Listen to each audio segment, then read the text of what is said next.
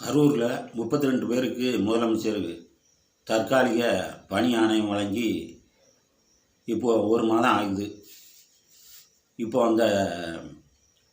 அந்த பணி ஆணையம் ரத்து பண்ணிட்டாங்க. இன்றைக்கி நம்ம தமிழர்களை காக்க போகிறோம், தமிழருக்காக உயிர் கொடுக்க போகிறோம், தமிழகம் வெல்லும் இப்படின்லாம் சொல்லிக்கிட்டு இருந்த ஒரு அணைய போகிற விளக்கு இந்த திமுக அவங்க நேரடியாக எதையும் செய்யாமல் இப்போ இந்த திரள் நிதி வாங்கி கொண்டே தெரியும் ஒரு கும்பல். அந்த கும்பலும் சேர்ந்து கொண்டு அந்த அப்பாவி மக்கள் அவங்க அந்த கூட்டத்தில் நெருக்கலில் இறந்து குழந்தைகளிலிருந்து பேர் இறந்து போயிட்டாங்க, பாவப்பட்டவங்க. அப்படியா நீங்கள் நேர்மையாக தமிழகத்தில் நிதியெல்லாம் காக்குறீங்க, நீங்கள் ஆட்சி நடத்திருக்கீங்க. இதுக்கு முன்னாடியெல்லாம் அவங்களுக்கு என்ன வேலை, பெரிய வேலை கொடுத்தாச்சு. ஏதோ ஒரு கிளர்க் போஸ்டிங், ஒரு பியூன் போஸ்டிங், ஏதோ தற்காலிகமாக ஒரு வேலையை கொடுத்துருக்காங்க. ஒரு இறக்கப்பட்டு அவங்க எங்கன்னா அந்நிய நாட்டை சேர்ந்தவங்களா? நம்ம தமிழ்நாட்டை சேர்ந்தவங்க தானே.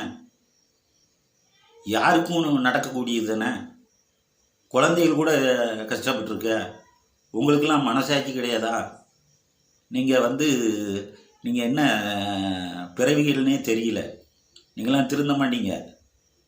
ஒரு மனுஷன் கஷ்டப்பட்டு முதலமைச்சராகி எவ்வளவோ இடையூறுக்கு மத்தியில் நல்லது செய்யணும்னு வந்திருக்கார். அந்த மனுஷனை போட்டு நீங்கள் இந்த பாடுபடுத்துறீங்க. அது மட்டும் இல்லாமல் இந்த 32 பேருக்கு ஒரு பணி ஆணையம் கொடுத்ததுக்கு உங்களுக்கு என்ன வந்திருக்கு? நீங்கள் அடிக்காத கொள்ளையா? நீங்கள் நாட்டில் என்னென்ன சுரண்டிட்டு என்னென்ன வேலையெல்லாம் பார்த்துட்டு உங்கள் வரலாறெல்லாம் பேசலாமா?